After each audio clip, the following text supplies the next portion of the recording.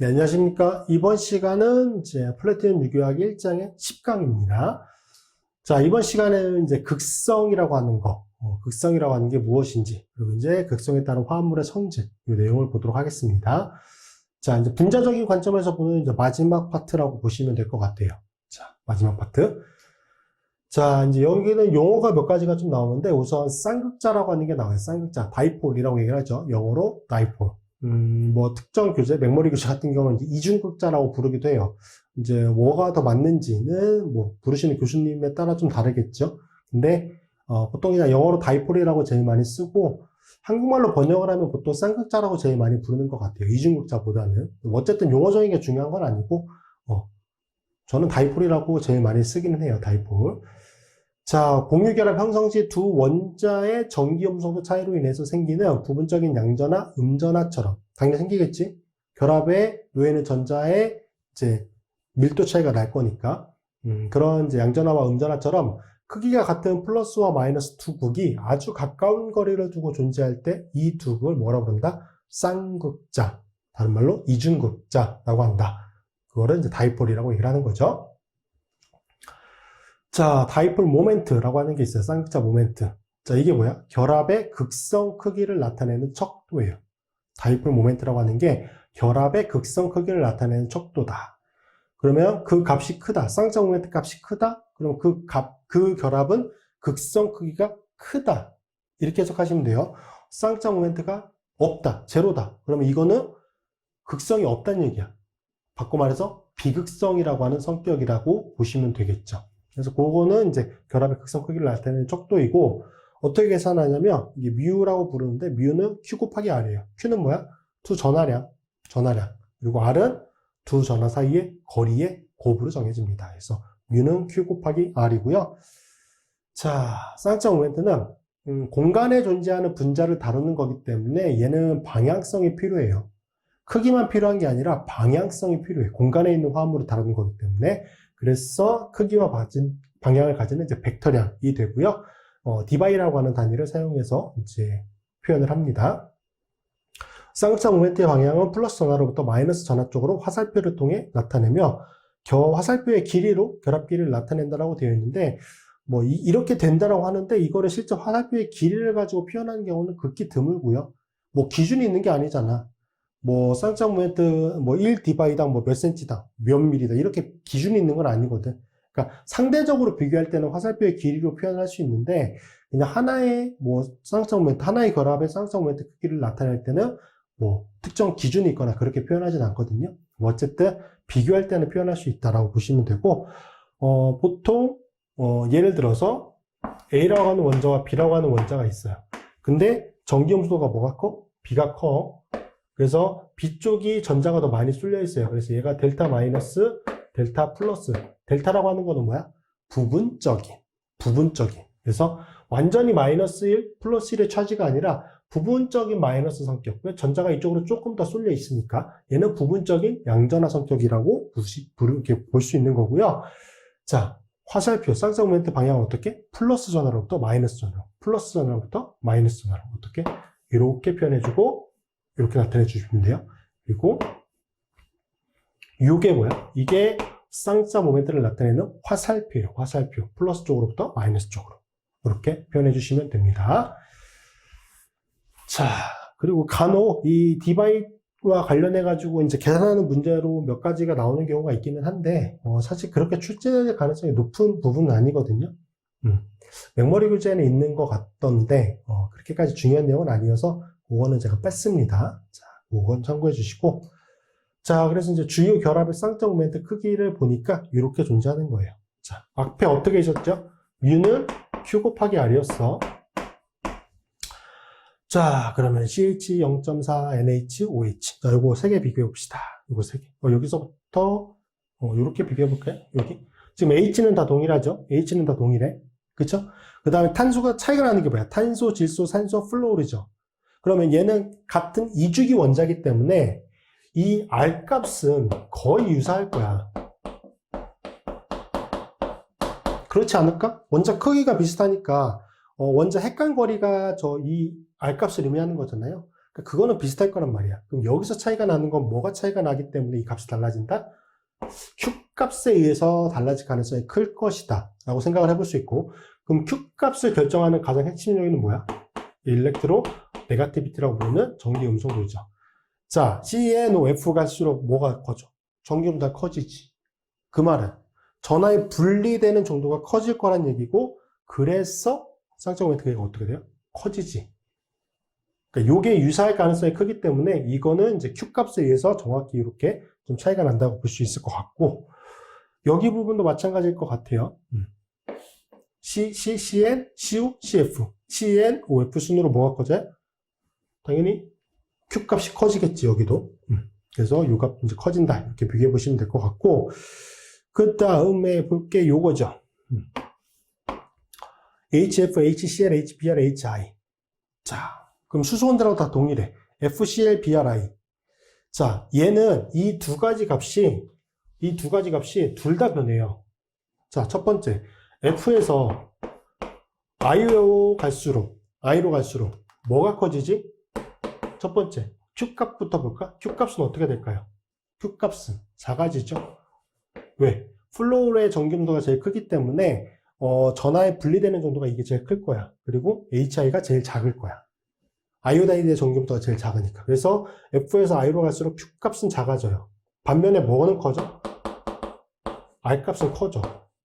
그래서 요 서로 이 값들이 특징이 서로 반대적인 성격을 가지고 있어요. 그래서 특정한 경향성을 보인다라고 좀 보기는 어렵고 1.7, 1.1, 0.8, 0.4 뭐 감소하긴 하는데, 이게 감소한다는 얘기는 이게 감소하는 거니까 R은 증가하겠지만 이 Q 값이 감소하는 건데, 이 Q 값이 감소되는 크기 정도가 훨씬 더 크기 때문에 저 값이 감소된다라고 보는 게 맞겠죠. 그렇게 보시면 될 것 같고, 자, 근데 얘는 또 달라. 자, 보세요. CFC, CL, CBR, CI. 이렇게 따지면 Q 값이 주된 영향을 미친다라고 보면은 여기서 이게 증가되는 게 설명이 안 돼요. 뭐 전체적으로 보면 1.51, 1.56, 1.48, 2.29. 그러니까 감소되긴 하는데 이게 좀 튀는 값이잖아요. 그러니까 여기는 좀 요 값을 가지고 따지긴 좀 어려울 것 같은데, 어쨌든 전체적인 경향성이 여기는 뭐 그냥 비슷하다고 봤을 때 감소되는 쪽으로 들어간다. 플로라이드에서 아이오다이드 쪽으로 이제 갈수록. 그러면 여기로부터는 이거를 이수치해 볼 수는 있을 것 같아. 전기음속 차이가 훨씬 크게 남으로 인해서 Q 값의 차이가 좀 크게 날 것이고, 그 Q 값에 따라서 이제 Q 값이 작아지니까 전체적인 값이 좀 감소되는 추세를 보인다. 이 정도까지는 해석할 수 있을 거는 같아요. 자, 넘어가시면 될 것 같고, 자, 그 다음에 이제 간혹 문제로 나오는 건데, 똑같은 탄소 원자 사이에 이게 쌍차 모멘트가 어느 쪽 방향을 향하느냐, 이거를 보는 경우가 있는데, 요거를 보시면 돼요. 더 큰 S 성격을 가진 탄소 원자가 전자를 더 강하게 잡아당긴다. 더 큰 S 성격을 가지고 있는 원자, sp3보다 sp2가 S 성격이 큰 거고, sp가 S 성격이 제일 크잖아요. 왜? 얘는 25%이고, 얘는 33.3%이고, 얘는 50%잖아. S 성격이 크다. 그럼 S 오비탈의 성격이 크다는 거고, S 오비탈은 P 오비탈보다 크기가 작기 때문에 SP 오비탈이 크기가 제일 작잖아. 그쵸? SP 오비탈이 크기가 더 작아. SP2와 여기는 SP3를 비교하고 있죠? 크기 뭐가 더 작아? 얘가 더 작아. 오비탈의 크기가 더 작아. 오비탈의 크기가 작다는 얘기는 말단에 존재하는 전자를 원자핵적으로 강하게 잡아당기기가 더 유리하다는 얘기야. 오비탈의 크기가 작기 때문에. 그쵸? 얘가 더 작으니까. 이쪽 결합에 존재하는 전자를 더 강하게 잡아당길 수 있어. 왜? 결합이 작으니까. 그 오비탈의 크기가 작으니까. 그래서 전자가 이쪽으로 조금은 더 쏠려 있어요. 델타 마이너스 성격, 델타 플러스 성격. 이건 뭐 전기노 차이가 확연히 나는 원자들만큼의 차이는 아니겠지만, 어쨌든 이 두 개를 비교해 봤을 때 S 성격이 더 큰 쪽, SP로 갈수록 좀 더 전기 음성력이다. 이거 문제로 나옵니다. 문제로 있기 때문에 제가 설명을 하고 있는 거예요. 그 점까지 좀 기억해 두시면 될 것 같고, 자, 지금 우리가 본 거는 뭐예요? 결합을 본 거예요. 결합을 본 거죠. A라고 하는 원자와 B라고 하는 원자 사이의 결합의 쌍쌍 모멘트를 본 거야. 오케이? 근데 그게 시험 문제 나오느냐? 안 나와요. 결합 분자는 안 나와. 뭐가 나와? 분자의 극성을 따지는 게 나와. 근데 저 분자의 극성을 따지려면은 각 결합의 쌍극자 모멘트를 확인해야 되거든. 왜? 두 원자의 전기음속 차이로 인해 생기는 결합의 쌍극자 모멘트, 이거를 가지고 이 분자 자체의 극성을 따지는 거거든. 근데 지금은 이제 이원자 분자니까, 이원자 분자는 A라고 하는 원자와 B라고 하는 원자 두 개였잖아. 이거는 그냥 그 결합의 극성 성격이 분자의 극성 성격으로 똑같이 볼 수가 있어요. 두 개 원자 사이니까. 근데 이제 원자의 개수가 많아지면 다르죠. 자, 어쨌든 이원자 분자의 극성은 결합이 하나고 그 결합의 성격, 그 결합의 쌍극자 모멘트 크기가 이 분자의 쌍극자 모멘트 크기와 같다. 그렇게 해석을 하시면 됩니다. 자, 극성 결합을 가진 이원자 분자는 극성 분자고요. 비극성 결합을 가지고 있는 이원자 분자는 비극성 분자입니다. 비극성 결합이란 얘기는 그 원자들 사이의 정리흡 차이가 크지 않은 거, 거의 대부분 같은 경우들이에요.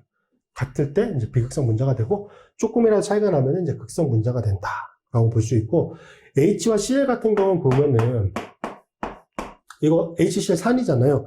이게 그래서 보통 이제 이렇게 생각을 하시거든. H 플러스와 Cl 마이너스의 이온 상태로 존재하는 거 아닙니까? 근데 물론 이렇게도 존재해요. 용액에 녹았을 때는. 근데 실제로는 이렇게 존재할 수도 있어요. 그 두 가지 형태로 다 존재해. 얘는 H와 Cl이 뭘로 연결이 되어 있는 거야? 얘는 공유 결합으로 연결이 되어 있는 거고, 그쵸? 얘는 무슨 결합으로 연결되어 있는 거지? 얘는 이온 결합으로 연결이 되어 있는 거야. 100% 공유 결합이고 100% 이온 결합이고 이렇게 볼 수 없고, 공유 결합의 성격에서 이온 결합적인 성격이 이제 몇 %씩 보통 존재한다 이렇게 보거든요. 그래서 H와 Cl, HBr은 전기음속 사이가 존재하기 때문에 극성 분자예요. 근데 이제 차지가 완전히 분리돼서 이온 결합 성격으로 존재할 수도 있다. 그렇게 좀 보시면 되고요.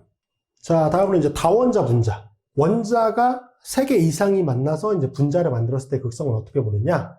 자, 각각의 결합들의 쌍극자 모멘트를 가지고 따지거든요. 그래서 보시면 다원자 분자인데 극성 분자다. 그러면 극성 공유 결합을 가진 다원자 분자의 전체 쌍극자 모멘트의 벡터 합이 제로가 아닌 분자. 이게 쉽게 해석하면 뭐? 분자 내 전하의 분포가 고르지 않은 거. 어떤 특정 원자 쪽으로 전하가 좀 많이 쏠려 있는 상태. 분자 전체상에서. 그래서 그런 게 극성 분자고. 자, 이런 것들이 가장 대표적이죠. 자, 보세요. 뭘 가지고 따져야 된다고? 뭘 가지고? 결합의 성격. 각 결합의 쌍극자 모멘트를 가지고 분자의 쌍극자 모멘트를 유추하는 거예요. 오케이? 각 결합의 쌍극자 모멘트를 가지고. 자, 보시면 여기 중심부에 탄소 원자죠. 탄소 원자, 수소 원자 비교해보면 전기는 탄소 원자가 크잖아. 그래서 이쪽으로 쏠릴 거야. 그렇죠? 탄소 클로라이드, 탄소 클로라이드, 탄소 클로라이드 다 클로라이드가 전기보다 크잖아. 그래서 이쪽 편 클로라이드 쪽으로 다 쏠릴 거예요. 그럼 여기로부터 이게 아래쪽 이 각각의 결합들이 120도거든요.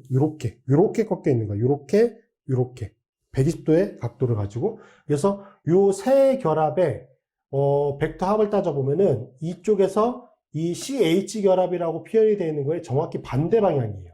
반대 방향이고 방향은 이렇게 그려지게 되겠죠. 왜? 아래쪽으로.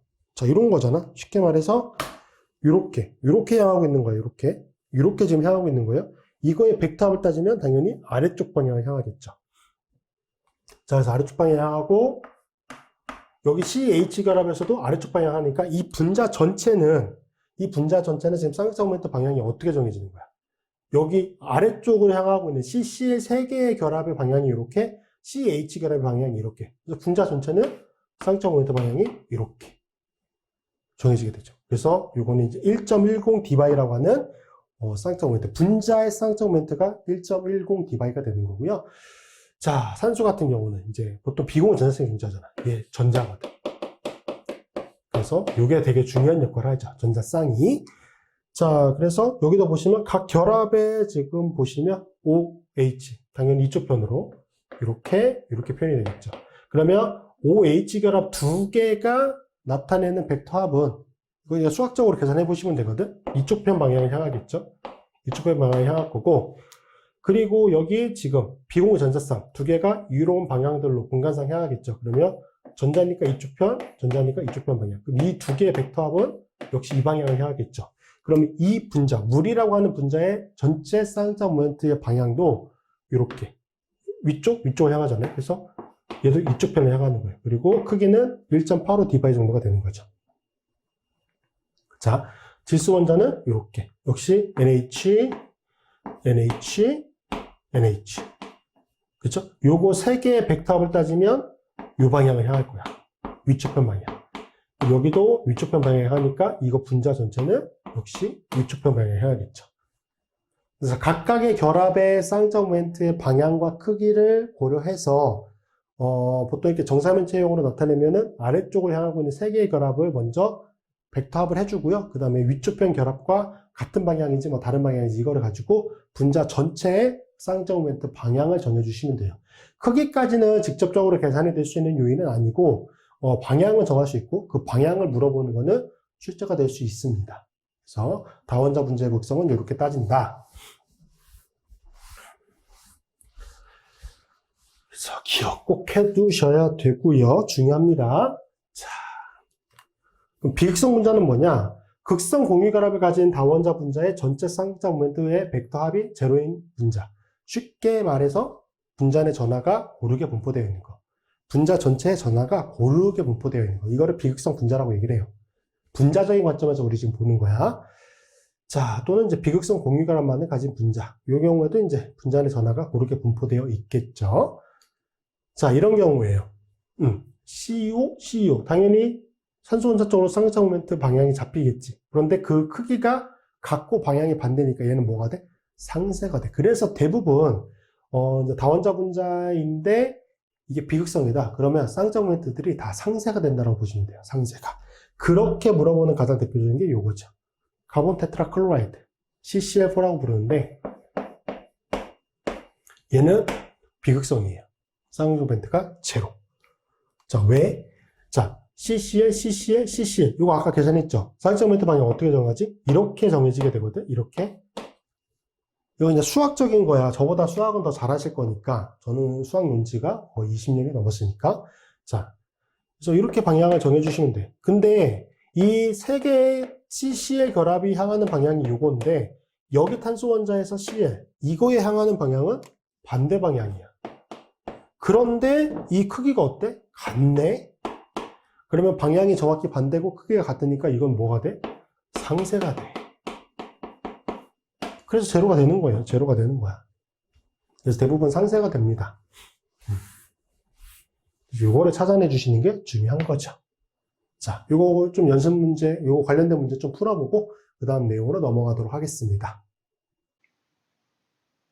자, 17번 보도록 하겠습니다. 다음에 표시된 결합의 예상되는 극성의 방향을 데타 플러스 델타 마이너스를 사용하여 나타내시오 라고 되어 있습니다.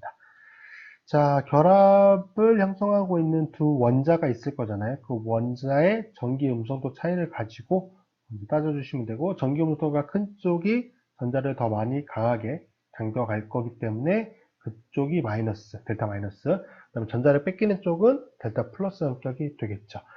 자, 1번 같은 경우는 탄소 원자, 클로라이드 원자 비교해보면은 클로라이드 원자의 전기 음성도가 더 큽니다. 그래서 클로라이드가 델타 마이너스, 탄소가 델타 플러스가 될 것이고요. B번 CH3, NH2 질소 원자의 전기 음성도가 당연히 큽니다. 그래서 델타 마이너스, 델타 플러스가 되고요. 자, C번 NH2, 그 다음에 H. 뭐 전체적으로 이제 NH3라고 하는 암모니아 화학 중인데, 자, 보시면 질소 원자의 전기 음성도가 수소 원자보다 당연히 크죠. 델타 마이너스, 델타 플러스 성격이 됩니다. 자, 그리고 D번은 지금 탄소 원자와 황 원자인데, 보통 탄소 원자, 황 원자 보시면, 약간은 황 원자가 더 크긴 한데, 둘 다 전기 음성도 2.5 정도로 거의 같아요.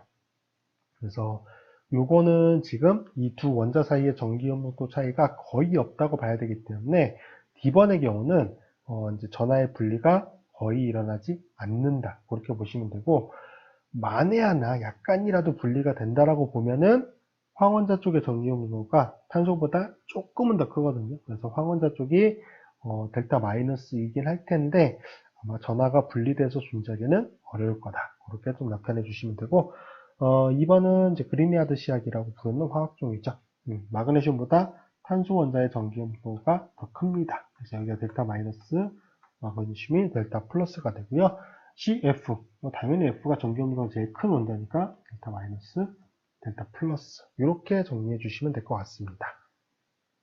자, 18번 제시된 분자 중 쌍극자 모멘트를 갖는 것은, 즉 분자 전체가 이제 극성인 화합물을 골라주시면 되겠죠. 자, 쌍극자 모멘트가 존재한다면 그 방향도 나타내시오 라고 되어 있습니다. 자, A번을 보시면 지금 에틸렌이라고 하는 화학 중인데 지금 탄소, 탄소고 수소, 수소, 그다음에 수소, 수소. 그래서 분자 전체의 이제 극성도는 각 결합의 그 극성, 그거에 이제 벡터 합으로 따져주시면 되겠죠. 그럼 여기 탄소가 수소보다 전기용도가 크기 때문에 이 결합물로부터는 이렇게, 여기도 이렇게 제공이 될 거예요. 여기는 이렇게, 이렇게 쌍극자 모멘트 방향이 잡히겠죠. 자, 그러면 왼쪽 편에 이 CH 결합 두 개로 인한 거는 방향이 어떻게 되죠? 요거 두 개 벡터 합이니까 이렇게 존재할 것이고, 오른쪽 편에 CH 결합 두 개 벡터 합은 방향이 이렇게 되겠죠. 근데 이 크기와 이 크기는 어때요? 서로 같죠. 근데 방향이 어때? 서로 반대잖아요. 그래서 상쇄가 됩니다. 그래서 요거 A번은 두 쌍쌍 모멘트가 서로 상쇄가 되기 때문에 제로, 즉 비극성 화합물이다. 이렇게 정리해 주시면 되고요. 그래서 쌍쌍 모멘트 값이 존재하지 않는 거죠. 자, B번은 CHCl3네요. 자, 요거는 이제 구조를 이렇게 나타내 주시면 되는데, 즉 탄소 원자를 기준으로 수소를 위쪽 편으로 나타내 주시는 게 좀 편하고요. 여기 클로라이드, 클로라이드, 이게 이제 정사면체형 구조로 표현을 한 거죠. 자, 그러면 탄소 원자와 클로라이드를 비교해 보면은 클로라이드의 전기용도가 더 크죠. 여기는 이 방향, 이 방향, 이 방향이 돼요. 그럼 제가 노란색으로 표시하고 있는 이 탄소 원자에서 아래쪽으로 향하는 이 세 개의 CCl 결합으로 인한 쌍쌍 모멘트의 벡터 합은 아래쪽 방향으로 존재하게 됩니다. 이 탄소 원자에 대해서 이 CH 결합, 실선에 존재하는 CH 결합과 정확히 반대 방향, 요게 120도 각도로 이렇게 펼쳐져서 존재하는 거잖아요. 그래서 이 중간을 가로지르는 방향으로 아래쪽으로 존재하게 됩니다. 그리고 여기 CH도 탄소 원자가 수소 원자보다 경류가 크기 때문에 방향이 이렇게 잡히게 되죠. 이 두 개의 방향이 서로 어때요? 같아요. 그래서 상쇄가 되지 않습니다. 그래서 B번 화합물의 전체 쌍쌍 모멘트의 방향은 아래쪽으로 잡히게 됩니다. 그리고 이거는 극성 화합물이 되는 거죠. 자, C번 CH2Cl2예요. 자, 이것도 구조를 이렇게 나타내 주시면 돼요. 탄소 원자를 그려놓고 클로라이드가 이쪽, 이것도 클로라이드가 이쪽. 나머지 수소 원자 두 개 넣어주시면 되겠죠.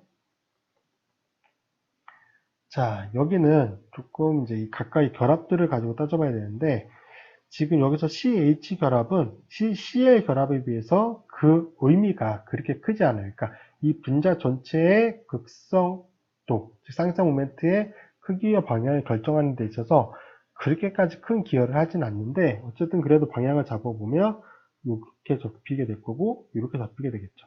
이 두 개의 벡터 합은 어떤 방향? 이 방향이 될 거예요. 이렇게 될 것이고, 그 다음에 여기 CCl로 인한 거는 클로라이드가 전기용도 당연히 크니까 이쪽, 여기도 이쪽이 되겠죠. 그럼 이 두 개의 벡터 합은 어떤 방향? 얘도 이쪽 편 방향. 두 개가 어때요? 방향이 서로 같습니다. 그래서 이 분자 전체의 쌍쌍 모멘트 방향은 어떻게 존재한다?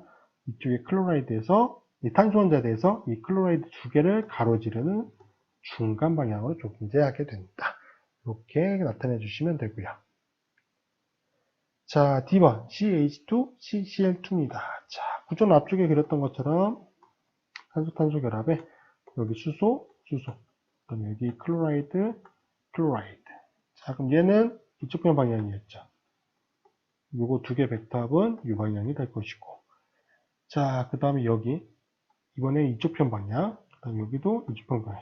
이 두 개의 벡터 합은 이쪽 편 방향이 되겠죠. 자, 그러면 요것과 요거의 전체 벡터 합이니까 얘는 분자의 쌍쌍 모멘트 전체 방향이 오른쪽 편으로 그려지게 되고, 당연히 극성 화합물이기 때문에 쌍쌍 모멘트가 제로는 아닙니다. 자, 다음으로 볼 게 이제 대표적인 화합물 몇 가지들의 이제 쌍적 모멘트를 비교하는 것들이 나오는데, 여기는 일단 작용기를 좀 알아야 되기는 해요. 뒤쪽에 이제 작용기를 공부하고 나서 넘어오셔도 되긴 하고, 일단 작용기 파트를 좀 알고 계시는 분들은 그냥 바로 들으셔도 될 것 같고, 근데 자세한 내용까지 제가 설명을 드리진 않을 거예요. 왜냐면 이 작용기들에 대해서 우리는 아직 배우지 않았거든. 그런데 문제는 또 나와요. 연습 문제상에서. 그러니까 이것들, 이 화합물들이 무엇인지 그거에 초점을 두실 필요 없고, 이렇게 구조가 그려졌을 때 이거의 쌍적 모멘트를 어떻게 해석할 수 있는지 그거를 좀 확인해 주시면 된다는 거예요. 자, 할로젠 알킬 파트는 이제 탄소 원자의 할로젠들이 이렇게 결합되어 있는 형태의 화합물들인데, 특별한 경향성이 보이진 않아요. 요 세 개는 좀 보이긴 해. 그래서 할로젠 개수가 많아질수록, 할로젠의 개수가 많아질수록 그 쌍적 모멘트 크기가 분자 전체, 분자의 쌍적 모멘트 크기가 작아지긴 합니다. 이게 제일 크고 이제 작아지기는 해요. 물론 요거는 조금 값이 하나가 튀긴 하는데, 그래도 전체적인 경향성으로 보면은 할로젠의 개수가 많아질수록 분자 자체의 쌍적 모멘트 크기가 좀 작아진다. 일단 그 경향성 정도는 좀 확인해 주시면 도움이 될 거고, 얘는 그림을 그릴 때 할로젠을 어디에다 놓을 건지가 제일 중요해요. 자, 보세요. 얘 정사면체형 탄소거든. 그래서 정사면체 구조를 이렇게 보통 그려요. 여기 탄소 원자 있고 4개가 정사면체 109.5도의 결합각도를 가지고 이렇게 존재하는 거예요. 첫 번째, CH3X는 할로젠이 하나가 들어가야 되잖아. 그쵸? 할로젠이 하나가 들어갈 때 어디다 놓냐면 여기다 놓습니다. 나머지 다 수소로 표현해 주시면 되고, 이게 첫 번째 구조를 그릴 땐 이렇게 놓고 결합의 쌍적 모멘트를 비교하고 분자 전체 쌍적 모멘트 크기나 방향을 확인하는 거예요. 할로젠은 여기다. 그 다음에 CH2X2가 됐네? 할로젠이 하나가 더 들어가야 되잖아. 그때는 어디나? 여기나. 그래야 비교하기가 편해요. 이런 데 생뚱맞게 놓으면 안 돼. 이렇게 놓고, 그 다음에 할로젠이 3개가 됐다. 그럼 어디다 놔야 되냐면 밑으로 다 놔야 돼요. 밑으로. 수소를 여기다 놓고. 이렇게 놓고 비교하는 거야. 오케이? 그 다음에 4개가 되면 뭐 자연스럽게 여기까지 X가 되겠죠. 이렇게 놓고 비교하는 겁니다. 문제로는 이것도 꽤 많이 나오죠. 제로니까. 왜 제로가 되는지. 그거를 이제 해석할 수 있는, 그거를 물어보는 문제도 좀 나올 수 있기는 해요. 어쨌든 구조를 그릴 때 이렇게 그려놓고 할로젠을 하나, 두 개, 세 개, 네 개일 때 어떻게 배치를 하는지. 그거를 이제 그 문제 풀 때 좀 팁이에요. 그렇게 놓고 푸시면 된다. 그리고 이제 경향성이 플로우로는 좀 따르진 않긴 하지만 전체적으로 할로젠의 개수가 많아질수록 분자 전체 쌍적 모멘트 크기는 좀 작아진다. 그렇게 좀 해석해 주시면 되고, 자, 그 다음에 두 번째로 볼 게 물, 알코올, 에터인데, 얘는 산소 원자가 중심부에 존재해요. 산소 원자가 중심에 존재합니다. 그리고 여기가 이제 뭐 수소 원자일 때, 얘가 물이잖아요. 그렇죠? 그리고 여기가 R일 때, 얘는 알킬기를 의미해요. 여기 뭐 메틸기나 에틸기나 이런 알킬기를 의미해요. CH3로 나타내는 게 좋겠다. 여기는 비교하는 게 좋으니까. 자, 그러면 여기서는 일단 산소 원자에 존재하는 비공유 전성은 이렇게 둘 다 나타내 주시면 돼요. 이렇게. 토끼도 아니고 뭐 이렇게 일단 그리면 돼요. 이렇게 그려요. 자, 그리고 이 두 개를 비교해 볼 건데, 얘가 더 커요. 값이 더 크고 얘가 더 작아. 봐봐. 1.85d바이 1.70d바이잖아. 얘가 왜 작을까를 한번 해석을 해보자고. 그러면 일단 여기 결합, 여기 결합, 여기 결합, 여기 결합. 결합 중에 차이가 나는 건 여기 결합이 차이가 나죠. 지금 여기 결합과 여기 결합은 좀 차이가 나네. 그렇죠? 그리고 OH 결합, 그리고 비공유 전자쌍. 이거는 특별히 큰 차이가 날 것 같진 않아요. 그리고 특별히 차이가 나지도 않고. 그러면 이 두 화합물, 물과 알코올이라고 하는 화합물에서, 메탄올이라고 하는 알코올 화합물에서 쌍자 모멘트 크기를 차이가 나게 하는 결합은 이거일 거야. 그쵸? 그럼 이 결합의 쌍적 모멘트 크기를 한번 봐야 돼. 자, 여기 있어요. 얘 OHG 몇이에요? 1.5d바이네. 얘는 몇이야? CO 결합. CO잖아. 몇? 0.7d바이야. 얘가 더 작아. 그러니까 이 분자 전체 쌍적 모멘트 크기가 작은 거예요. 그렇게 해석해 주시면 돼. 그러니까 여기만 영향을 미치기 때문에 작아졌다 이렇게 보는 게 아니라 나머지 부분이 다 같잖아. 거의 같잖아. 그래서 여기 부분들에 대한 성격은 비슷할 거고 실제로 제일 크게 영향을 미치는 건 여길 거야. 이 쌍쌍 모멘트 크기의 방향이 전체적으로 제일 크게 영향을 미칠 거야. 그런데 굳이 계산을 해보자 보니까 차이가 나는 게 여기 결합이었고 그게 CU 결합이 그 값이 더 작았어요. 그러니까 이 전체 쌍쌍 모멘트를 계산해 보니까 이게 더 작았더라. 그렇게 해석해 주시면 되는 거죠. 그쵸? 그렇게 해석해 주시면 되고 그 다음에 여기까지 만약에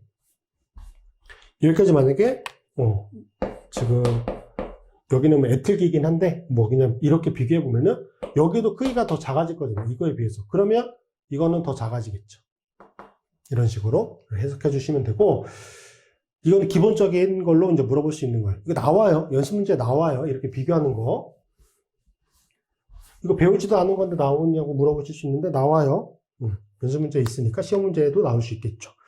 그 다음에 조금 이제 응용되는 걸로 나오는 게 요거 두 가지예요. 자, 보시면 산소 원자가 있고, CH2, CH3. 이건 사슬형으로 그리자. 사슬형으로.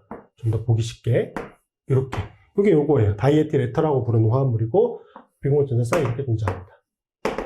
자, 그리고 THF라고 하는 화합물은 테트라하이드로퓨란이에요. 테트라, 한번 써드릴까? 자.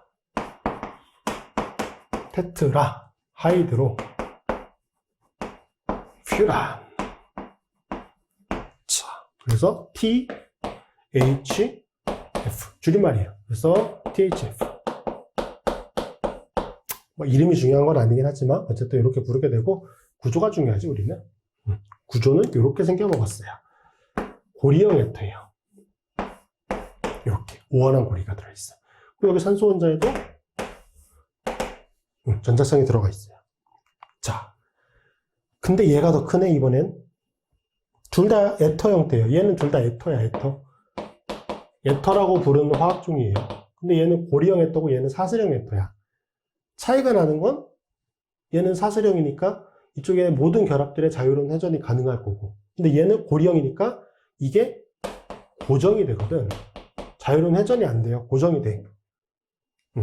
그래서 차이가 나는 게 뭐냐면 이 에터라고 하는 화합물에서 쌍쌍 모멘트 크기와 방향에 가장 큰 영향을 미치는 거는 얘 거야. 이 전자쌍.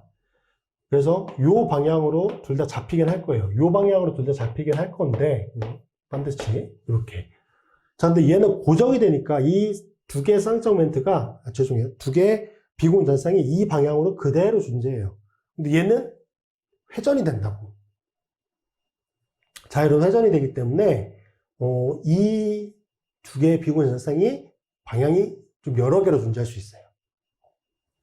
달라진다고. 그래서 이쪽 편 방향으로 존재하긴 하겠지만 이게 다른 쪽으로도 존재하면서 조금 상쇄가 되는 그런 효과가 있을 수 있어요. 그래서 요 값이 더 큰 거예요. 요거 문제 나옵니다. 요거 좀 기억해 두셔야 돼요. 자. 기억해 두시고, 자, 그 다음에 이제 방향적 화합물의 경우도 이렇게 존재하는데, 요거는 그냥 방향적 화합물 쪽에서 설명을 드리는 게 좀 나을 것 같긴 한데, 차이가 나는 게 요거 딱 하나만 차이가 나요. 자, 방향성을 보면은 대부분 이쪽에 산소 원자나 황원자, 뭐 이런 것들, 이 할로젠 원자, 할로젠이 아니라 헤테로 원자 쪽 방향으로 향하거든요. 근데 얘만 이 질소 원자에서 반대쪽 방향으로 향합니다. 그 정도만 조금 기억해 두시면 될 것 같고. 자, 그 다음에 이제 카보닉 화합물. 요것도 이제 좀 비교를 해야 되는데, 자, 보시면. 요거는 좀 내용이, 아주 명확하게 좀 해석이 되어 있지 않은 측면도 좀 있어서 나오지 않을 수도 있기는 해요. 나오지 않을 가능성이 훨씬 크지. 어쨌든. 근데 일단은 좀 알아두시기는 하시자고. 얘가 값이 커요. 자, 보시면, CH 결합, CH 결합, CC 결합, CH 결합. 자, 만약에 가정을 해보자고. 자, 구조를 이쪽에 다시 쓰고. 여기 CH3. 나머지 다 똑같아. 그럼 여기 결합만 지금 차이가 나는 상태잖아요. 여기 결합만. 그런데 이 값이 더 컸어. 결과적으로. 얘가 더 작았어요. 값이. 그러면 이게 전체적으로 다 똑같고 앞쪽에 알코올의 경우에서 설명했던 것처럼 생각을 해보면 이 값이 더 크니까 이쪽에 탄소 사이의 결합이 이 결합의 쌍쌍 모멘트 크기가 더 크니까 분자 전체 쌍쌍 모멘트 크기가 클 것이다 라고 생각을 하는데 얘가 몇이야? 얘는 제로야. 얘는 제로야. 얘는 뭐야? CH는 0.4야. 뭐 아주 두 개 다 큰 차이가 나지 않지만 얘는 아예 제로라고. 그러니까 이 결합의 성격으로 인해서 분자 전체 쌍쌍 모멘트가 결정되는 건 아니다라고 하는 걸 예상해 볼 수 있죠. 예측해 볼 수 있지? 아니, 유추할 수 있지? 유추할 수 있죠? 자, 그리고 사실 여기에서 제일 중요한 거는 여기 산소 원자. 산소 원자에도 얘도 비공유 전화성이 이렇게 존재하잖아. 이렇게 존재하죠? 그래서 요거 두 개가 영향을 미칠 거고, 그 다음에 영향을 미치는 거는 이 결합에 존재하는 거야. 여기 결합. 여기 결합. 이 탄소 원자에서 탄소, 수소, 얘는 그렇게까지 크게 영향을 미치지 않고, 여기 결합에 존재하는, 방향. 쌍쌍 모멘트의 크기와 방향이 정해지는 거예요. 그게 중요하게, 이제, 작용을 하는 거죠. 자, 그럼 이 결합은 산소 원자가 탄소 원자보다 전기보다 크니까 얘가 델타 마이너스고 얘가 델타 플러스 성격일 거야. 얘도 얘가 델타 마이너스고 델타 플러스 성격일 거야.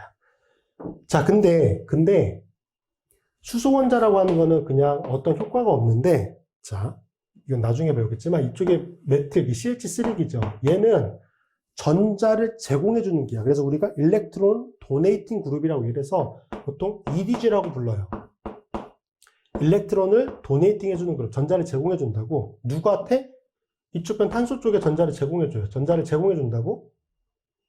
전자를 제공해 준다고? 제공해 주면 이쪽에 탄소 원자의 전자가 어디까지 연결이 되는 거냐면 얘가 끌어가잖아. 이 탄소 원자 쪽이, 이 메틸기 쪽에 전자를 제공했던 게 결과적으로 이쪽에 산소 원자까지 전달이 된다라고 보시면 돼요. 내가 준 거는 여기 탄소, 카본을 탄소 원자한테 준 건데 이 탄소 원자의 전자는 산소 원자가 땡겨가잖아. 그러니까 결과적으로 이쪽 편에 전자를 밀어준 효과가 여기까지 가는 거야. 그러니까 전하가 분리되는 효과가 뭐가 더 클까? 얘가 더 크겠지. 왜?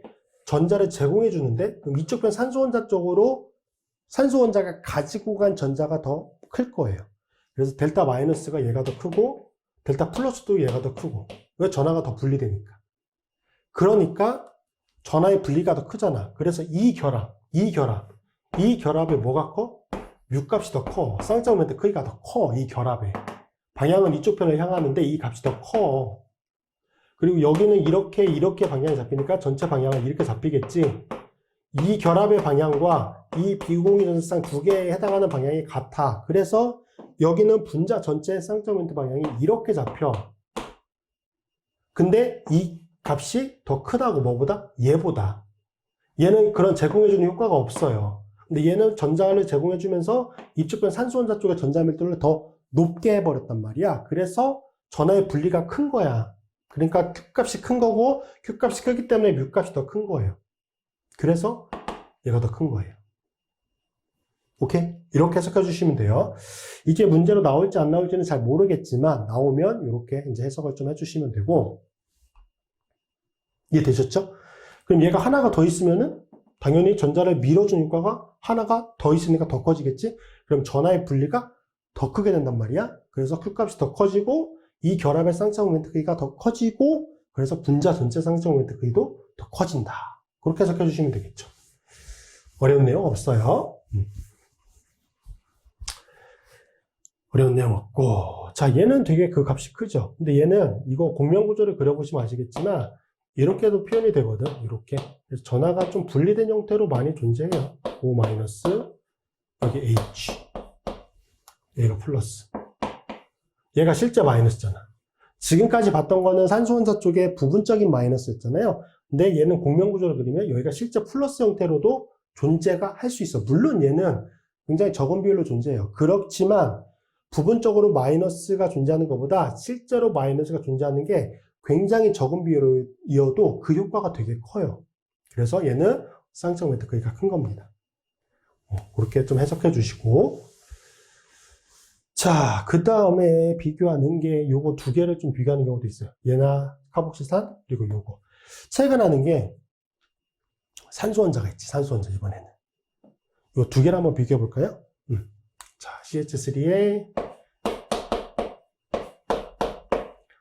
H. 그 다음에 CH3에 OET. 자, 앞에서 본 것처럼 얘가 약간 밀어주고 전자를 이쪽 편 당겨가니까 여기가 델타 마이너스, 델타 플러스. 얘도 이쪽 편이 밀어주니까 델타 마이너스, 델타 플러스. 이거 차이는 없어요. 이 효과는 같겠지. 자, 그런데 값은 뭐가 커? 얘가 더 크고 얘가 더 작네. 자, 그러면 여기 산소 혼자에 존재하는 비공유 전자쌍, 여기도 산소 혼자에 존재하는 비공유 전자쌍. 요거는 둘 다 효과가 거의 비슷하다고 일단은 예상을 해보고 봤을 때 차이가 나는 게 뭐지? 얘도 전자를 제공해주는 효과가 있어요. 그리고 오히려 이쪽에 CH3기보다 더 전자를 제공해줄 수 있어. 제공해줄 수 있어. 그런데 그 효과만 있는 게 아니라 얘는 뭐가 있어요? 탄소 원자에 비해서 산소 원자가 정기좀 더 크잖아. 그래서 실제 이 결합에 놓여지는 이 결합의 쌍쌍 모멘트는 방향이 이렇게 된다고.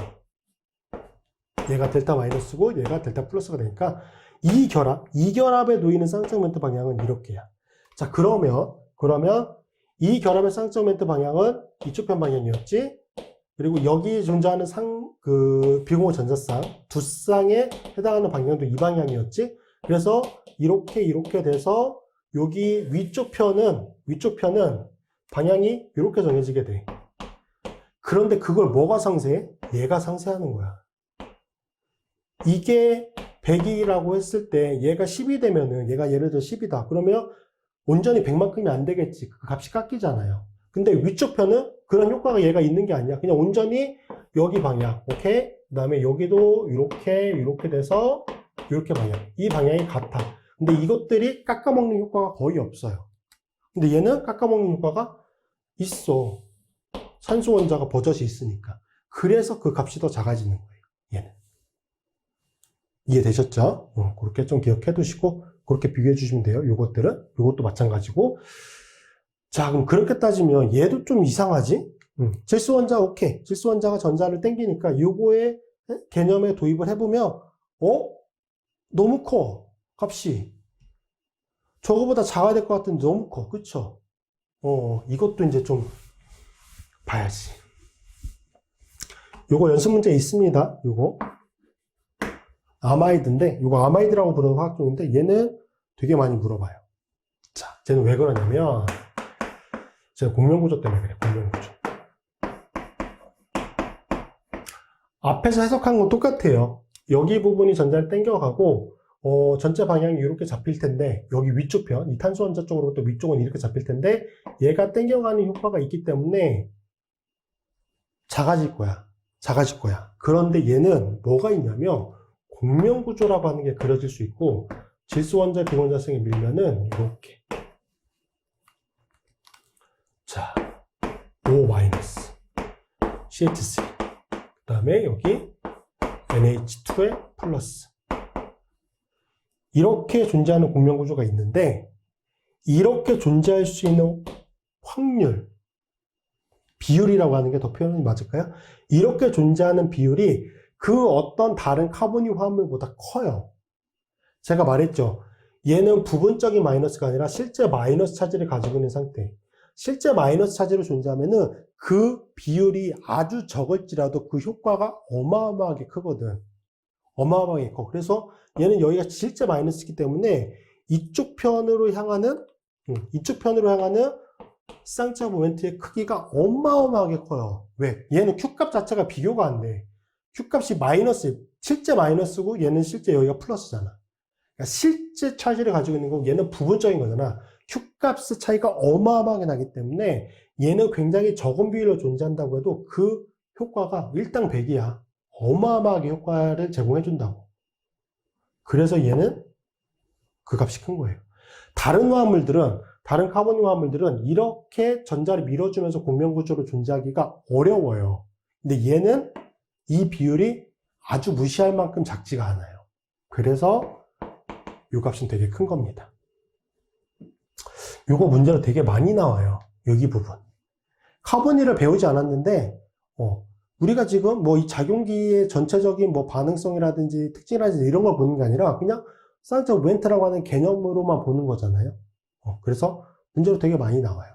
꼭 기억해 두셔야 되고, 특히 아마이드 쪽은 거의 대부분 기분성이 포함이 되어 있는 것 같아요. 연습 문제 쪽에. 꼭 기억해 두시고, 얘도 되게 크죠.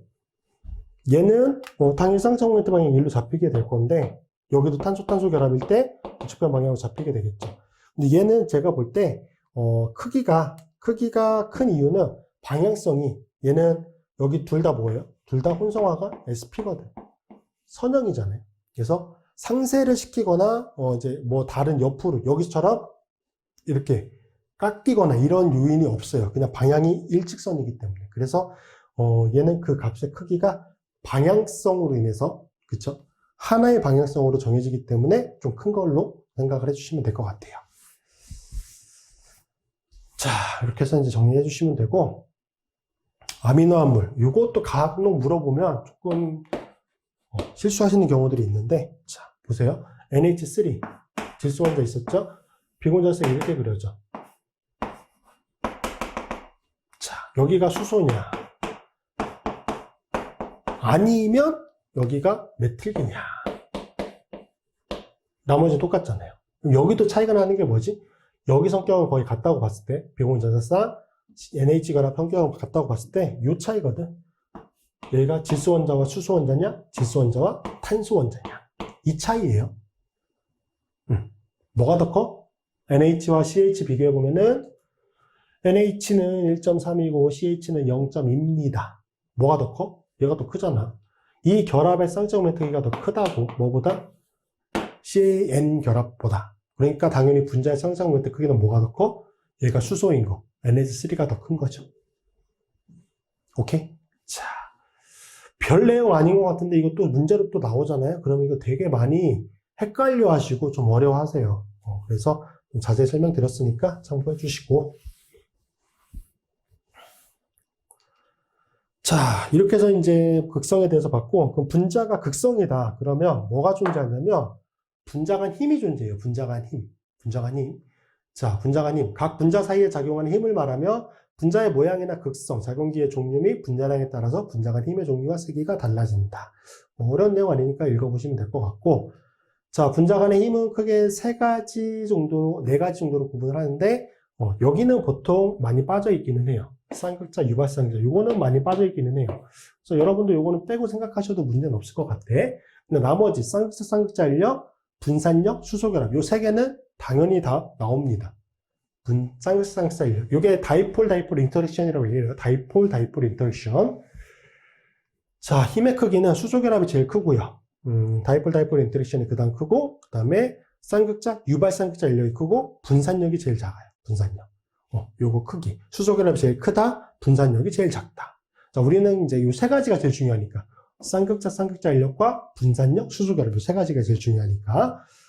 자, 근데 이제 정의하고 넘어갈 게 하나가 있어요. 반데르바스 포스라고 되어 있는데, 자, 반데르바스 포스 들어보셨을 것 같고, 자, 넓은 의미는 뭐냐면 분자들 사이에 작용하는 전기적인 모든 힘을 반데르바스 포스라고 얘기합니다. 자, 근데 이제 이게 좁은 의미로 해석을 하면 어떻게 볼 수 있냐면 비극성 분자 사이에 작용하는 분산력. 분산력이 앞쪽에서 가장 작은 힘이었잖아요. 그리고 분산력은 어떤 화합물 사이에서만 작용하는 거냐면 비극성 분자들 사이에서만 작용하거든. 분산력이라고 하는 힘은. 그래서 요거를 좀 정의해 주셔야 돼요.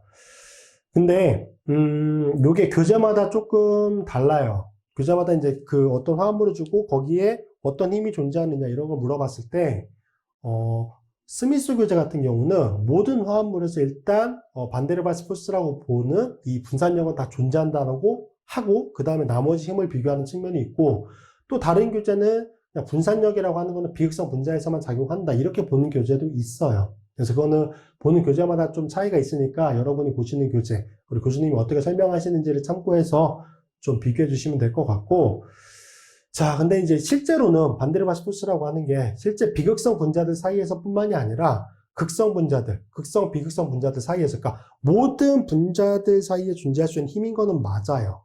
그런데 그 힘의 크기가 되게 작거든요. 작아서 이들 사이에 작용하는 주된 힘에 비해 그 영향이 상대적으로 작아요. 분산력이라고 하는 건. 그래서 어떻게 보는 거냐면 비극성 분자들 사이에 존재하는 유일한 인력이야. 비극성 분자들 사이에서는 이 반데르바스 포스라고 부르는 분산력밖에 없어요. 근데 나머지 극성 성격을 가지고 있는 물질들은 분산력이 그렇게 크지 않고 뭐 다이폴 인터랙션이나 수소결합 이것들의 크기가 워낙 크거든. 그러니까 그것들에서는 그냥 분산력이 존재하는 거를 물론 존재하지만 의미를 둘 필요가 없는 거야.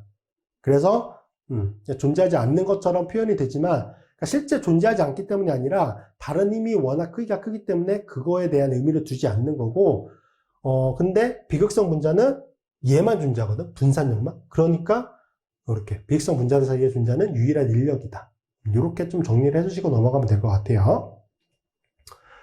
자, 쌍극자 인력은 극성 분자 사이에 작용하는 정전기적 인력이고요. 분자의 쌍극자 모멘트가 클수록 분자 간 인력이 강합니다. 자, HCl 같은 경우 플러스 마이너스 이렇게 다이폴이잖아. 극성 화합물이라고 극성 화합물들끼리 이렇게 플러스 마이너스가 교대로 오는 그런 특징을 보이게 되고요. 온도의 영향을 받습니다. 그래서 낮은 온도에서는 분자들 사이의 거리가 가까워져서 인력이 커져요. 거리가 중요하잖아. 높은 온도에서는 거리가 좀 멀어져요. 그래서 인력이 약해지고 배열도 좀 불규칙해진다. 자, 두 번째 쌍극자 유발 쌍극자 인력. 얘는 극성 분자와 비극성 분자 사이에 작용하는 정전기적 인력인데 앞에서도 한번 말씀드렸다시피 이 내용은 거의 빠져있는 교재가 대부분이긴 해요. 그래서 여러분도 뭐 크게 의미를 두지 않아도 되기는 하는데 여기서는 용어 하나만 좀 알아두셔야 되기 때문에 포함을 시킨 거예요. 극성 분자의 접근에 의해서 비극성 분자의 편극이 일어나 상호 인력이 생기게 되는데 자 보세요. Cl2라고 하는 건 비극성 분자지.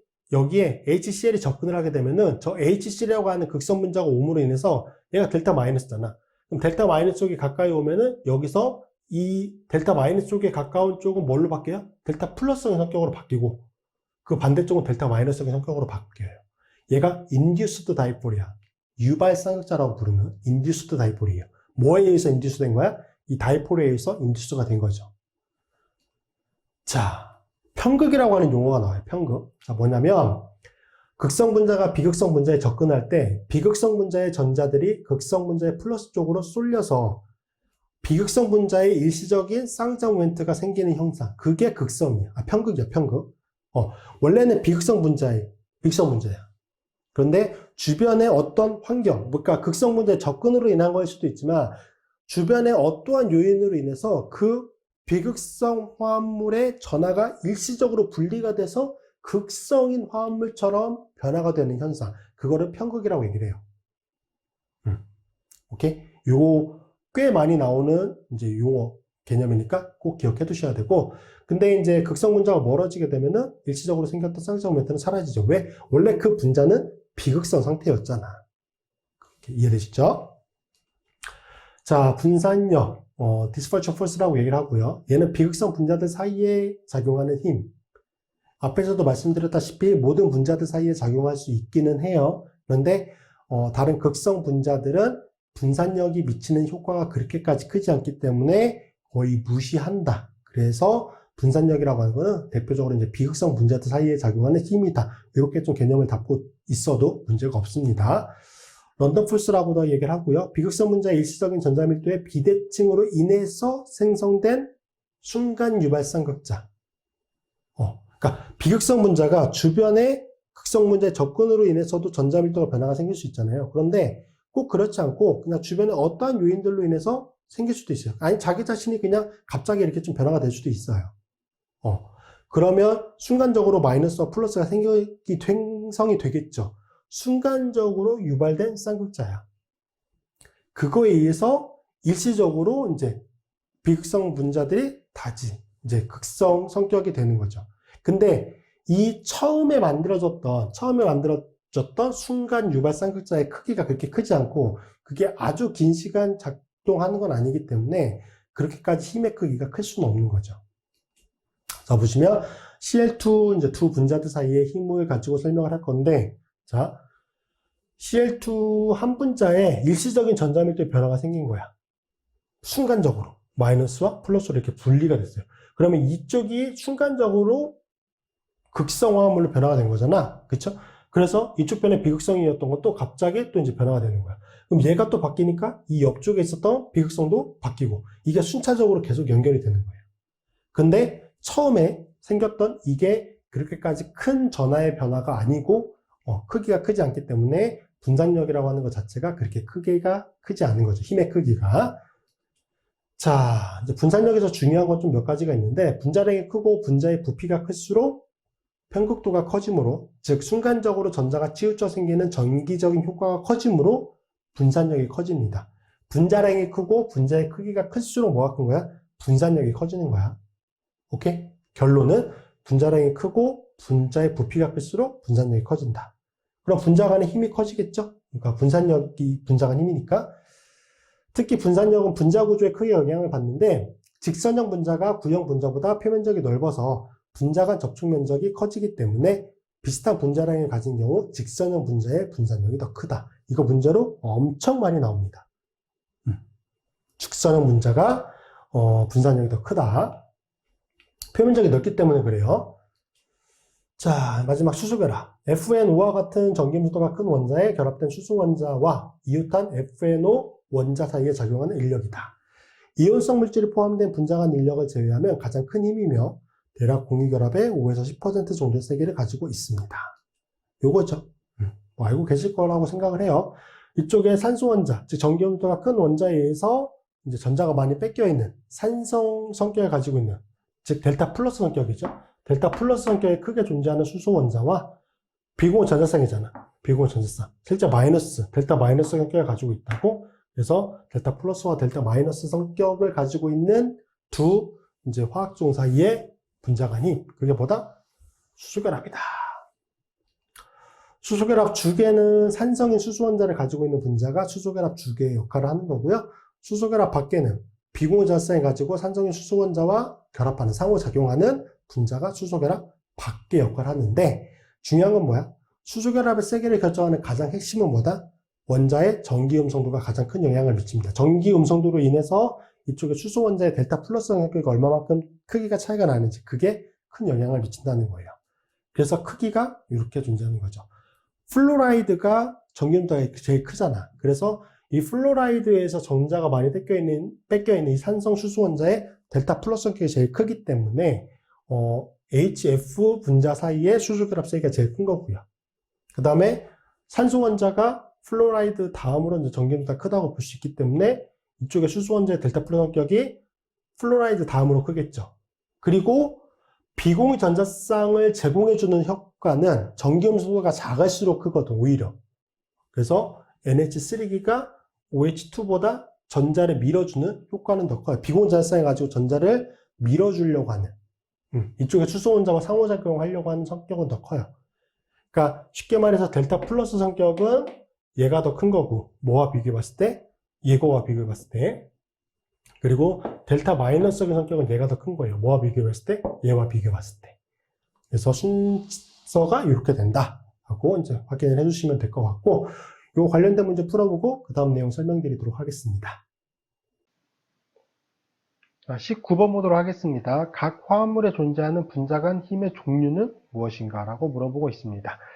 자, 이게 나오면 제일 먼저 그 화합물이 극성 화합물인지 비극성 화합물인지를 일단 가장 먼저 구분을 해주셔야 돼요. 비극성 화합물이다라고 하면은 분산력, 즉 반대로 봤을 힘이 존재하겠죠. 분산력만 존재하게 될 것이고, 극성 화합물이다라고 하면은 일단 쌍극자 인력은 존재하게 될 거예요.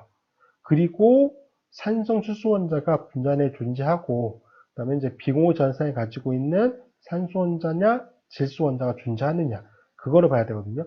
그렇게 되면 이제 수소결합까지 가능할 수 있겠죠.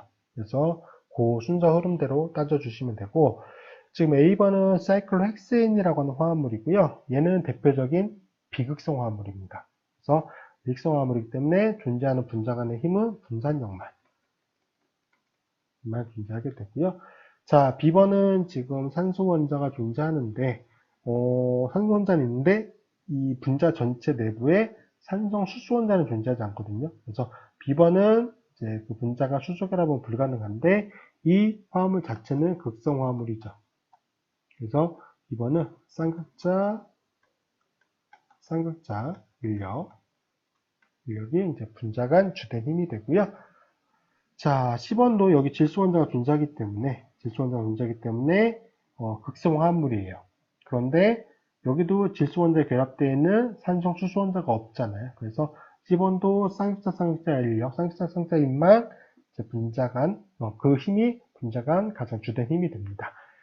자, D번도 지금 여기 클로라이드가 존재하는 걸로 인해서 분자의 대칭성이 깨져 있고, 그래서 D번 화합물도 극성 화합물이에요. 그래서 D번 화합물 역시 쌍극자 힘이 분자간 주된 힘이 됩니다. 자, 2번은 이쪽 편 CO2H기라고 하는 극성 작용기예요. 그래서 2번 화합물은 극성인데 특히나 뭐가 존재하는 거야? 여기 수소원자가 존재하잖아요. 산성 수소원자가. 그래서 극성화물이기 때문에 2번은 쌍극자 힘은 당연히 존재해요. 그리고 더불어서 뭐가 존재해요? 산성 수소원자가 있기 때문에 수소결합까지 존재하게 됩니다. 그래서 여기는 쌍극자 힘에다가 추가적으로 수소결합까지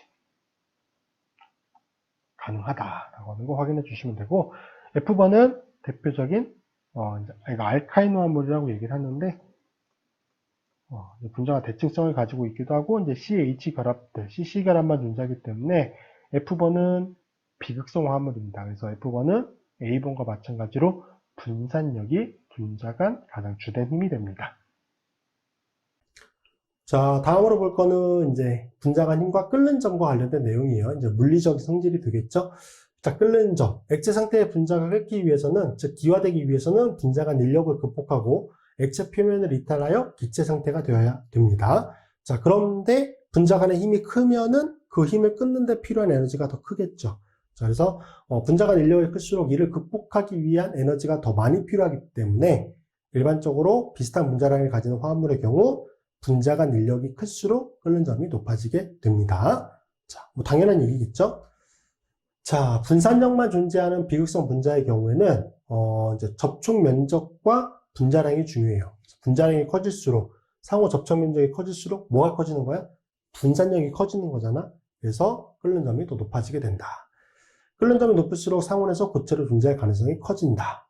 그 점까지 좀 확인해 주시면 될 것 같고, 요거는 이제 비교하는 걸로 많이 나오죠. 비교하는 걸로. 그래서 첫 번째 알코올 화합물이고, 할로젠 알킬 화합물이고, 알케인 화합물이에요. 그래서 알케인 화합물은 대표적인 비극성 화합물이고, 얘는 뭐 아주 큰 값은 아니지만 이제 극성 화합물이라고 볼 수가 있고, 알코올 화합물은 극성 화합물이면서 뭐가 가능한 거야?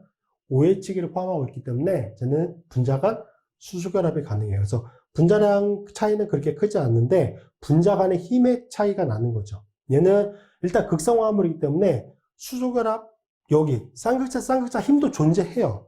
여기는 쌍극자 힘도 존재하는 거야. 그런데 그거보다 더 큰 영향을 미치는 게 수소결합인 거지. 그래서 쌍극자 힘과 수소결합이 모두 다 이제 존재하는 상태인 거고, 이 경우는 쌍극자 힘만 존재하고, 얘는 대표적인 비극성 화합물이니까 분산력만 존재하죠.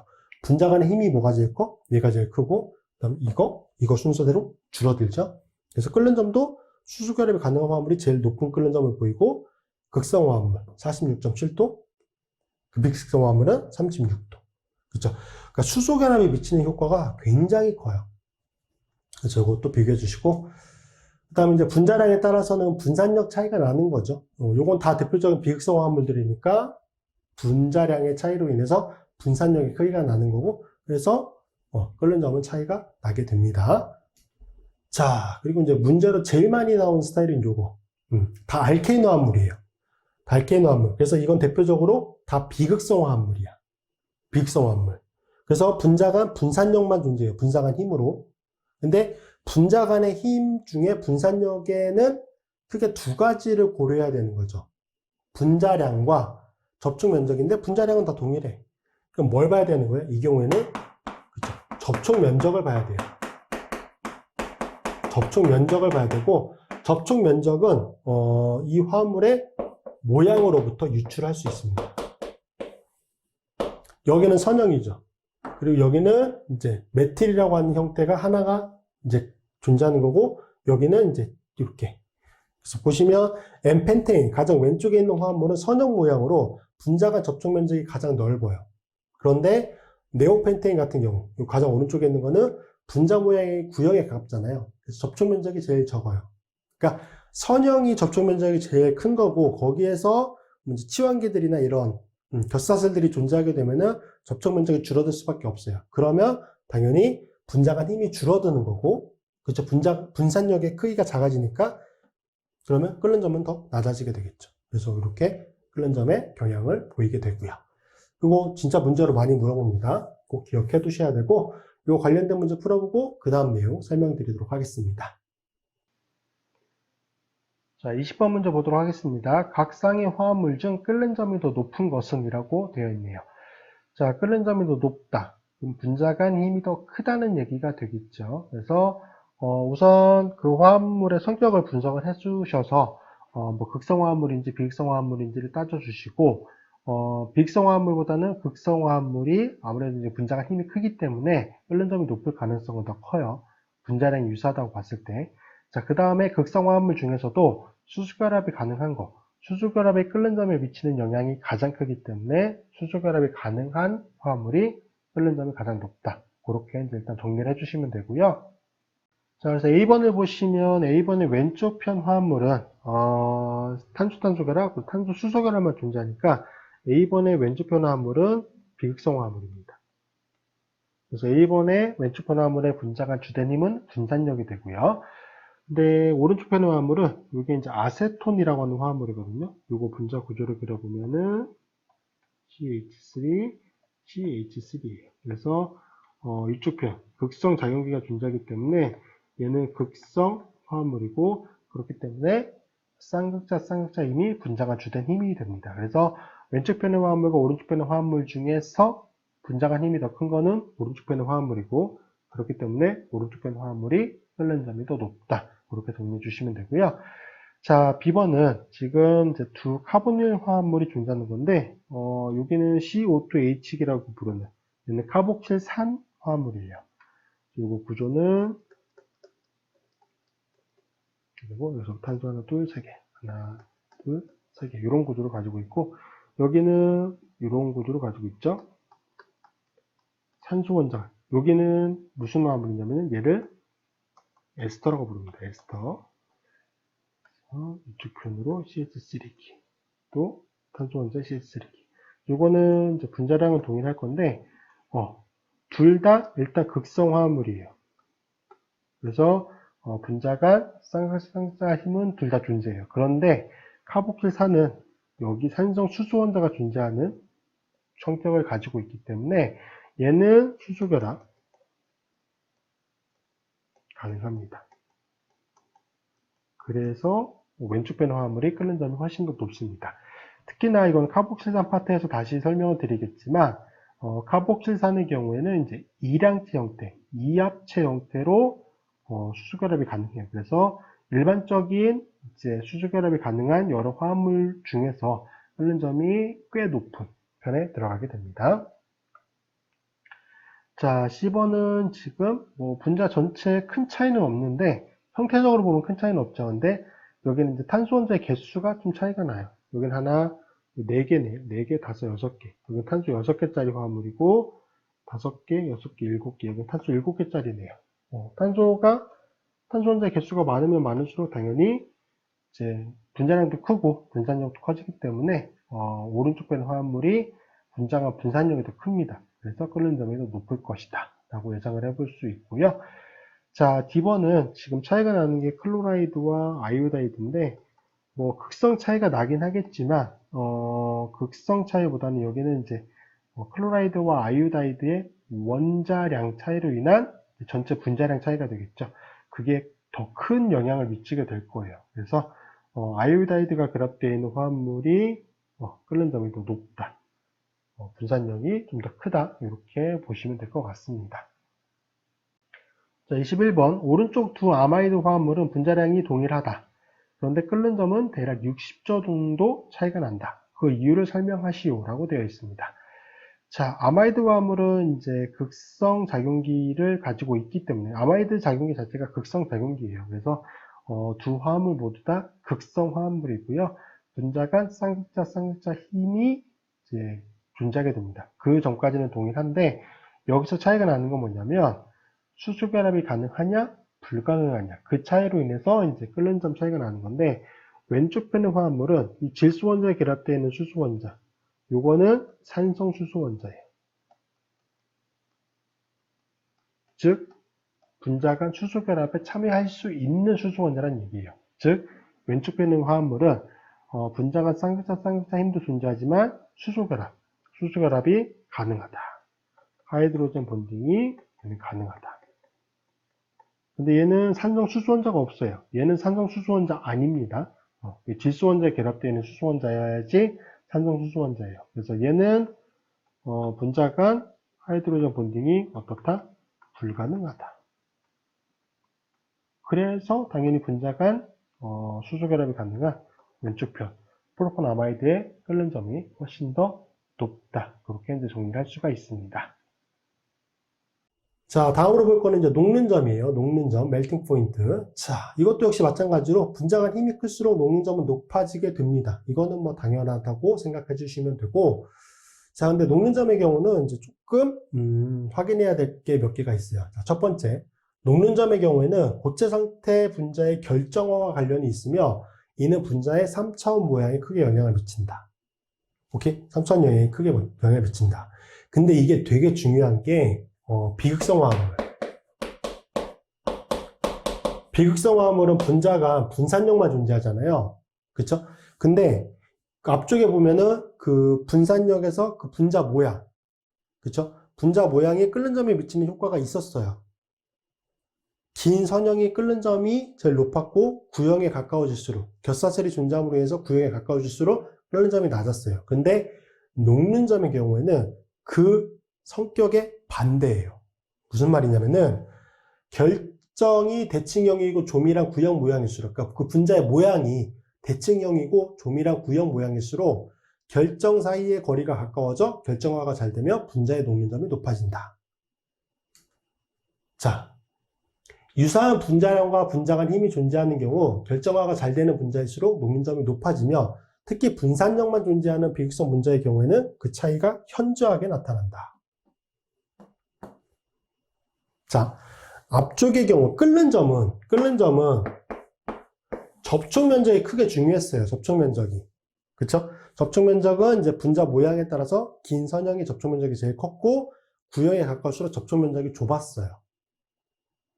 끓는 점은. 그런데 여기서 보는 녹는 점, MP라고 하는 거는 분자의 모양이 영향을 미치긴 해요. 여기도 분자의 모양에 따라서 달라지는데, 자, 분자가 구형에 가까울수록 격자화가 잘 되는 거야. 어떤 그 격자 틀에 잘 끼어 들어갈 수 있는 거예요. 긴 선형이면은 자유로운 회전이 가능하면서 어떤 틀 안에 고정된 형태로 들어가기가 어려운 거예요. 그래서 3차원 구조가 녹는 점과 끓는 점에 미치는 영향이 서로 다른 겁니다. 자, 되게 중요한데 보세요. 네오펜테인, 엠펜테인. 앞쪽에 끓는 점은 뭐가 높았어? 얘가 높았죠. 녹는 점은 뭐가 높아? 얘가 높아. 왜? 이게 구형에 더 가까워서 어떤 격자, 틀 안에 잘 끼어 들어갈 수가 있거든. 되게 중요합니다. 비교해서 문제로 되게 많이 나와요. 큐베인이라고 하는 거는 아예 저렇게 정육면체라 그러나? 이런 골격을 가지고 있어요. 끓는 점 보세요. 녹는 점 131도예요. 어마어마하게 높죠.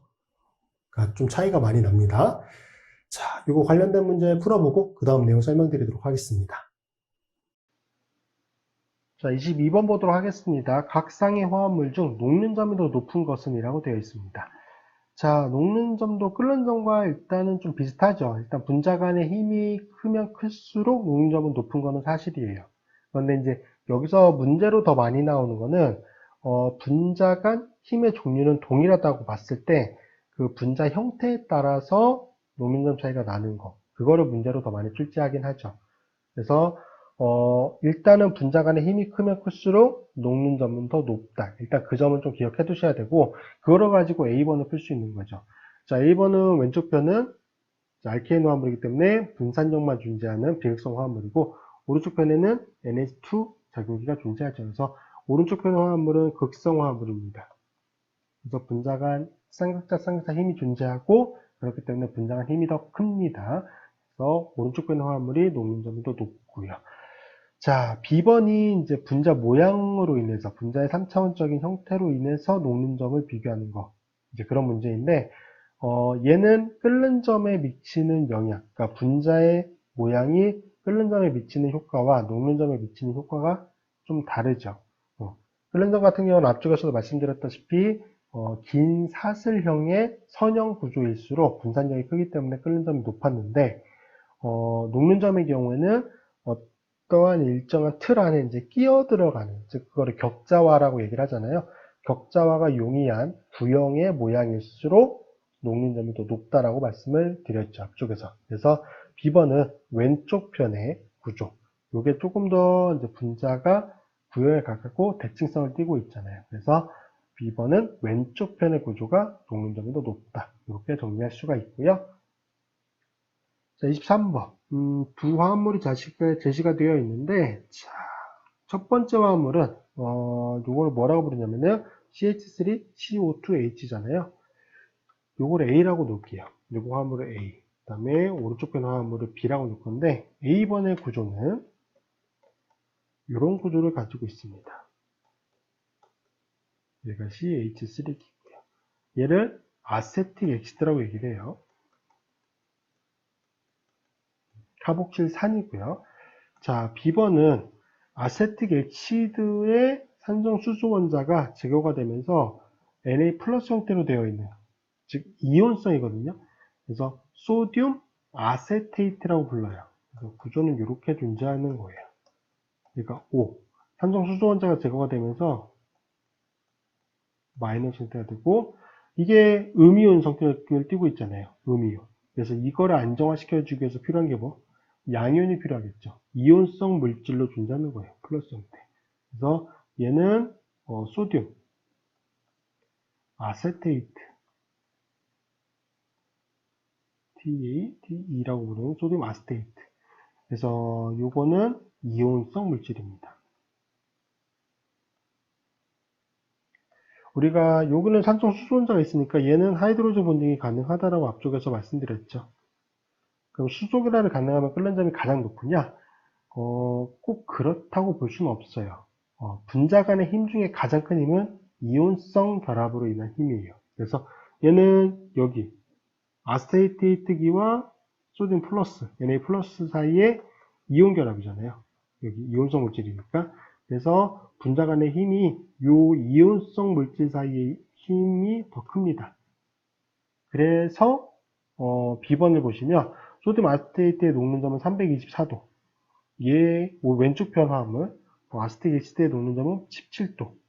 그러니까 이온성 물질이 분자 간의 힘이 훨씬 더 크기 때문에 녹는 점이 훨씬 더 높다. 보통 이온성 물질은 대부분 고체 형태로 존재하게 되니까요. B번은 그렇게 정리해 주시면 되고, 각 화합물에 존재하는 주된 분자 간의 힘. A번은 쌍극자 힘의 수소결합이 좀 더 주된 힘이 되겠죠. 오른쪽 편은 이온성 결합, 이온결합이 이제 분자 간 주된 힘이다. 이렇게 정리가 되겠네요. 자, 마지막으로 이제 용해도 보도록 하겠습니다. 용해도, solubility. 얼마나 잘 녹느냐예요. 그래서 용해도는 용매의 해당 분자, 용질이 얼마나 잘 녹아드느냐를 말하는데, 용매의 성격에 따라서 영향을 미치는 힘의 종류가 달라지며 용해도도 차이가 나게 됩니다.